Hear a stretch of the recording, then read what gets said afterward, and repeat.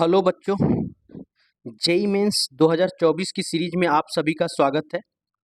आज मैं एक क्वेश्चन से लेके आया हूं जो जेई मेंस 2024 में पूछा हुआ है अप्रैल 9 को सेकेंड शिफ्ट में। मतलब लास्ट पेपर है जेई मेंस का, उसमें ये क्वेश्चन पूछा हुआ था। Total number of stereo isomer possible for the given structure. आपके पास एक गिवन स्ट्रक्चर दिया हुआ है, इसमें आपसे पूछ रहा है total stereo isomer. Total stereo isomer की बात कर रहा है। किसकी बात कर रहा है? Stereo isomer. स्टीरियो आइसोमर हमारे पास कितने होते हैं? दो होते हैं। एक को हम लोग बोलते हैं ऑप्टिकल आइसोमर और दूसरा बोलते हैं ज्योमेट्रिकल आइसोमर। ज्योमेट्रिकल आइसोमर हमको कहाँ दिखता है? जहां पे डबल बॉन्ड हो। और ऑप्टिकल आइसोमर हमको कहाँ दिखेगा? जहां पे कायरल सेंटर हो। ठीक है, अब बात आती है ज्योमेट्रिकल सेंटर का। अब देखिए, एक डबल बॉन्ड यहां पे दिख रहा है और एक डबल बॉन्ड यहां पे दिख रहा है। तो हमारे पास ज्योमेट्रिकल आइसोमर कितने हो सकते हैं? दो। ज्योमेट्रिकल सेंटर की बात कर रहे हैं तो हमारे पास ज्योमेट्रिकल सेंटर कितने हो जाएंगे? दो। ज्योमेट्रिकल सेंटर कितने हो जाएंगे? ज्योमेट्रिकल सेंटर कितने हो जाएंगे?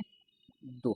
बट ज्योमेट्रिकल सेंटर के लिए एक कंडीशन है कि हमें क्या करना है, कार्बन कार्बन के बीच में डबल बॉन्ड तो होना चाहिए, लेकिन दोनों एक कार्बन के पास एक ही जैसा एटम नहीं होना चाहिए, सेम एटम नहीं होना चाहिए।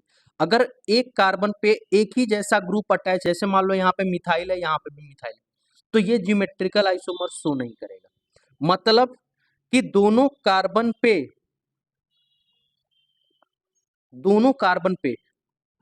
मिथाइल हो तो चलेगा, लेकिन एक ही कार्बन पे मिथाइल हो, यानी कि एक ही कार्बन पे सेम ग्रुप अटैच हो, तो वो नहीं चलेगा। जैसे मान लो यहीं पे बी आर लगा दिए तो दोनों एक ही पे हैं, लेकिन ये बी आर इस पे हो जाएगा तो ज्योमेट्रिकल आइसोमर शो करेगा। एक जगह बी आर हो गया, एक जगह मिथाइल हो गया, मान लो चलेगा। चारों ग्रुप अलग है, चलेगा।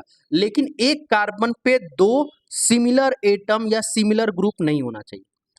ठीक है, हाँ। अब ध्यान से देखो, अब इस पे आते हैं क्वेश्चंस पे।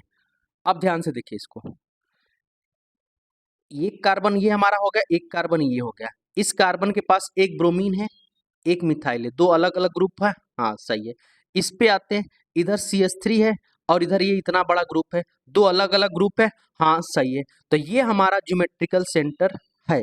लेकिन आप इस पे ध्यान से देखो, तो इधर एक हमारा इतना बड़ा ग्रुप है और अगर कुछ नहीं दिखा है तो हम क्या मान के चलेंगे? हाइड्रोजन है उसके पास, ये भी है, यानी कि दो अलग अलग ग्रुप है इस पे। सही है। लेकिन यहाँ पे आप देखो, तो यहाँ पे क्या है? सेम ग्रुप है, मिथाइल यहाँ पे है, यहाँ पे भी मिथाइल है, सेम हो गया। तो ये हमारा जीआई शो नहीं करने वाला, ये हमारा ज्योमेट्रिकल आइसोमर नहीं है। ठीक है, यानी कि ये हमारा ज्योमेट्रिकल सेंटर शो नहीं करेगा। ठीक है, तो ये हमारा ज्योमेट्रिकल सेंटर शो नहीं करेगा। क्लियर? तो हमारे पास कितने ज्योमेट्रिकल सेंटर बन गए? तो हमारे पास ज्योमेट्रिकल सेंटर जो बना है वो एक बना है। कितना बना हमारे पास ज्योमेट्रिकल सेंटर? एक। सिर्फ ये हमारे पास ज्योमेट्रिकल सेंटर बना हुआ है, एक ही। अब बात आती है कायरल की बात। तो कायरल हमें कहाँ दिखेगा? जहां पे चारों कार्बन के अलग अलग हो। यहाँ पे दिख नहीं सकता, यहाँ पे दिख नहीं सकता, यहाँ पे दिख सकता है। एक तरफ ब्रोमीन है, एक तरफ इतना बड़ा ग्रुप है, एक तरफ क्या है? इतना बड़ा ग्रुप है, और एक तरफ हमारे पास क्या है? हाइड्रोजन। तो हमारे पास क्या हुआ? अलग अलग ग्रुप है। ठीक है, हमारे पास क्या है? अलग अलग ग्रुप है, यानी कि चारों कार्बन की चारों वैलेंसी अलग अलग है। इसलिए ये क्या होगा? Geometrical isomer show, sorry optical isomer show करेगा। ये ऑप्टिकल सेंटर बन गया, यानी कि इस कंपाउंड्स के अंदर स्टीरियो सेंटर कितना हो गया? इस कंपाउंड के अंदर स्टीरियो सेंटर कितना हो गया? स्टीरियो सेंटर हो गया दो। और स्टीरियो सेंटर दो हो गया तो जीआई कितना हो जाएगा? 2 to the power n होता है, तो n की वैल्यू कितनी होगी? 2। तो जीआई कितना हो, ज्योमेट्रिकल आइसोमर कितना हो गया? 2 to the power 2, यानी कि 4। क्लियर है? क्लियर है? अब अगर बात आती, यही सेम कंपाउंड है, ये हो गया, आपको समझ में आया कितने आंसर आ जाएगा, 4 आ जाएगा। कितने ज्योमेट्रिकल स्टीरियो आइसोमर पॉसिबल हो जाएंगे, 4 पॉसिबल हो जाएंगे। अब बात आती है, सेम मैं कंपाउंड दे रहा हूं आपके लिए, यही है सी डबल बॉन्ड सी, यहाँ पे मैं ब्रोमीन लगा दिया, ये हो गया। उसके बाद क्या है,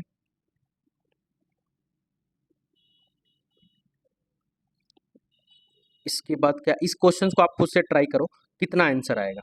ये हो गया, ये हटा के ये सी हो गया, ये हो गया यहाँ पे, ये हो गया यहाँ पे, इधर दे दिया हमने बी आर, यहाँ हो गया सी, यहाँ हो गया सी, यहाँ हो गया बी आर, यहाँ हो गया ये।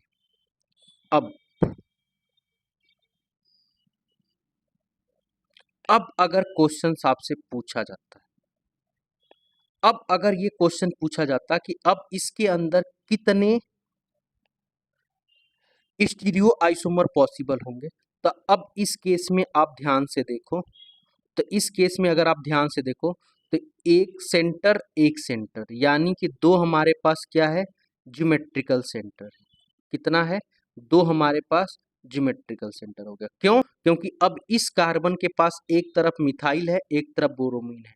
अब इधर एक तरफ इतना बड़ा ग्रुप है, एक तरफ हाइड्रोजन है, इधर भी एक तरफ इतना बड़ा ग्रुप है, इधर कुछ नहीं होगा तो हाइड्रोजन लेके चलेंगे, और उधर मिथाइल हो गया, इधर CH3 हो गया। अब ये क्या होगा, GI शो करेगा, यहाँ पे CH3 ही ले लो। अब देखो ये भी शो करेगा, अब ये भी शो करेगा, और ये हमारा ऑप्टिकल सेंटर हो जाएगा। एक इतना बड़ा ग्रुप और इधर एक इतना बड़ा, सिमेट्री नहीं है इसके अंदर। ये देखो, ये कार्बन इससे अटैच है, अगर यही कार्बन को एक और कार्बन के साथ अटैच कर देते तो सिमेट्रिकल दिखने लगता, तो जब सिमेट्रिकल दिखता तो वहां पे चांस कम हो जाता, नहीं होता। इस तरह से ये हमारे पास क्या बन गया, दो ज्योमेट्रिकल सेंटर और एक कायरल सेंटर। तो इस केस में एक कायरल सेंटर, तो इस केस में हमारे पास कितने स्टीरियो सेंटर हो गए, 3 हमारे पास स्टीरियो सेंटर हो गए, 3 स्टीरियो सेंटर हो गए। स्टीरियो सेंटर कितना हो गया, 3 स्टीरियो सेंटर हो गया। तो टोटल कितने हो जाएंगे, स्टीरियो आइसोमर कितना हो जाएगा, स्टीरियो आइसोमर की बात कर रहा है, स्टीरियो आइसोमर में हमारा ज्योमेट्रिकल आइसोमर भी आता है और ऑप्टिकल आइसोमर भी आता है, दोनों आता है। तो 2 टू दी पावर n यानी कि 2 टू दी पावर 3 कितना आ जाएगा, 8 आ जाएगा। तो होप सो आपको ये क्वेश्चन समझ में आया होगा। बहुत सारे जगह एग्जाम्स में, बहुत जगह यहाँ पे कहीं पे बी आर भी लगा देगा, तो अगर बी आर लगा देगा तो 8 आएगा, अगर बी आर नहीं लगाया है तो ये आपके पास 4 आंसर आएगा। ठीक है, तो अगर यहाँ पे मैंने बता दिया कि अगर यहाँ पे किसी क्वेश्चन में बी आर लगाया होगा कहीं कहीं पे, तो वहाँ पे 8 आएगा। अगर आप प्रीआईक्यू देखोगे तो कहीं कहीं यहाँ पे बी आर लगाएगा, अगर यहाँ पे बी आर लगाया है तो 8 आएगा, अगर बी आर नहीं लगाया है तो आपके पास 4 आंसर आएगा। ठीक है, तो होप सो आपको ये क्वेश्चन समझ में आया होगा। ऐसे ही और क्वेश्चंस के लिए हमारे चैनल पे बने रहिए। धन्यवाद।